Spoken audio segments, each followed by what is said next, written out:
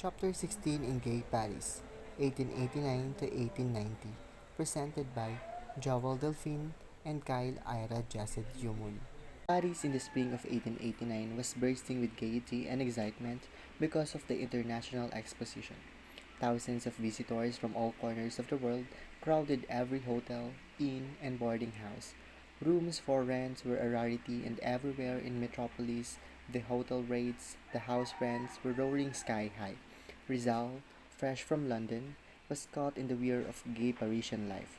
Despite the social parties and his romance with Adelina boasted, he continued his fruitful artistic, literary, and patriotic labors. He published his annotated editions of Morga's successos, founded two Filipino societies, the Kidlat Club and the Indios Bravos, and wrote Por Telefono, a satire against Father Salvador Font. Difficulty of finding living quarters. In March 1889, it was extremely difficult for a visitor to find living quarters in Paris. The international expositions of 1889 had attracted thousands of tourists so that all hotel accommodations were taken. To the great disgust of Rizal, the cost of living spiraled high because of the French landlords, taking advantage of the great demand for living quarters, raised the rents of their rooms. For a short time, Rizal lived in the house of his friend Valentin Ventura at number 45 Rue Maubeuge, where he published his annotated editions of Morga's book. He transferred his residence several times, moving from one hotel to another, from one boarding house to another. Finally, he lived in a little room together with two other Filipino captain, Justo Trinidad, a former gobernadorcillo of Santa Ana, Manila, and a refugee from Spanish tyranny, and Jose Albert, a young student from Manila. Life in Paris. Although life in Paris was gay, with sparkling merriment and joyous social parties, Rizal continued to be busy in his serious pursuits. Hours were too precious for him to waste. He spent them frugal and fruitfully, and mindful of the alluring attractions of the French metropolis which appealed to ordinary young men.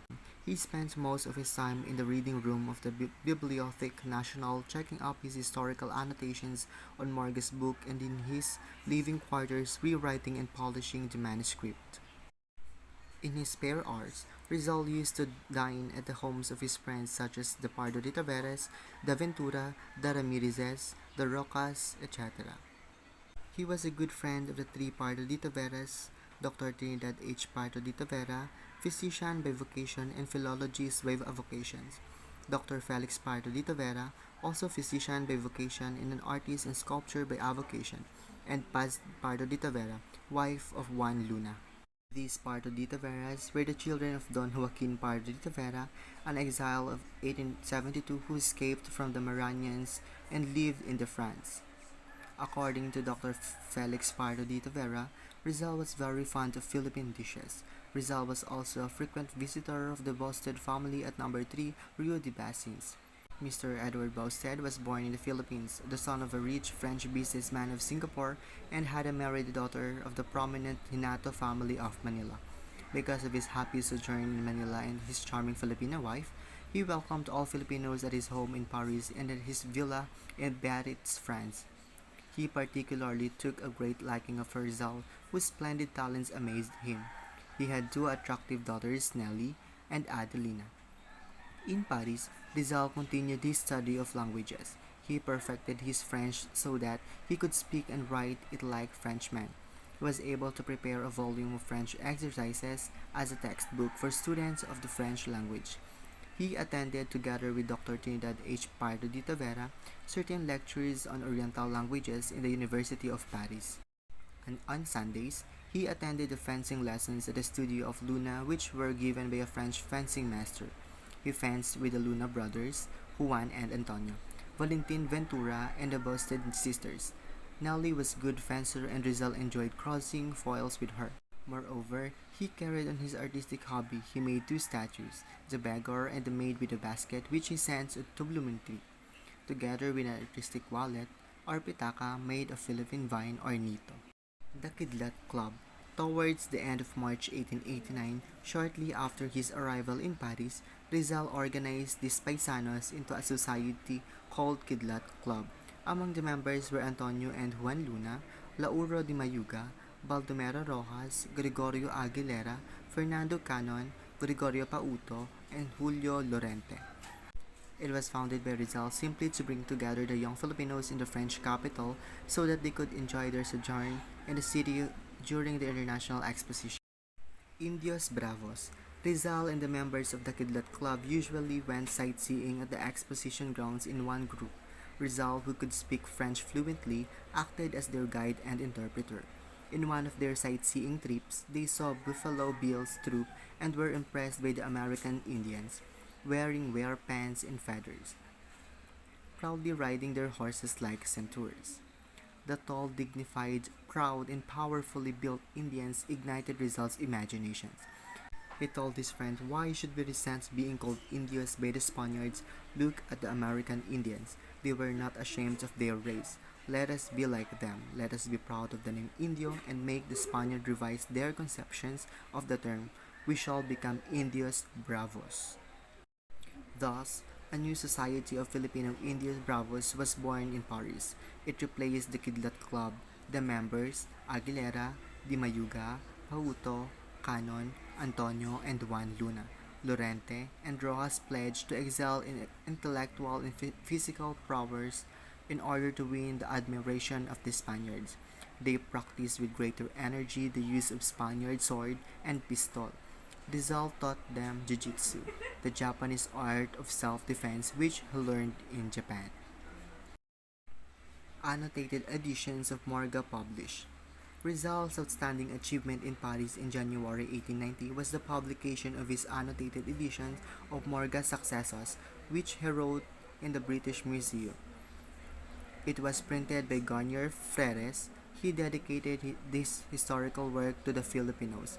The prologue was written by Professor Blumentritt upon the request of Rizal.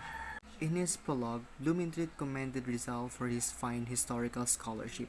However, he frankly censured Rizal for two things which revealed Rizal's errors, namely: first, Rizal commits the error of many historians in appraising the events of the past in the light of present standard, and second, Rizal's attack on the church were unfair and unjustified because the abuses of friars should not be construed to mean that Catholicism is bad.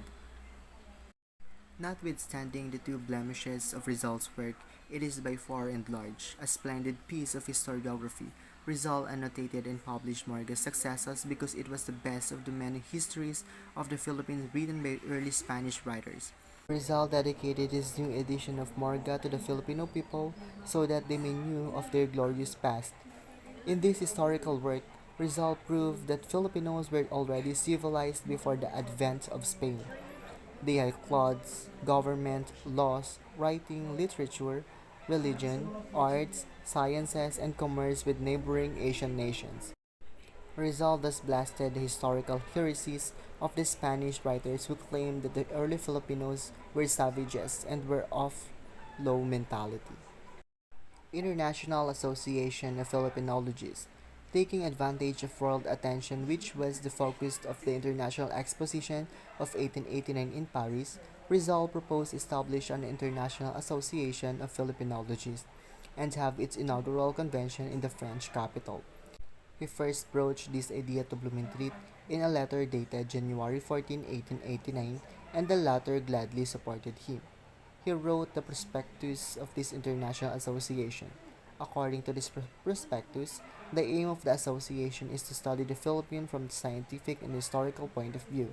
The officers were as follows: President, Dr. Ferdinand Blumentritt; Vice President, Mr. Edmond Pechut; Councilor, Dr. Reinhold Rost; Councilor, Dr. Antonio Regidor; Secretary, Dr. Jose Rizal.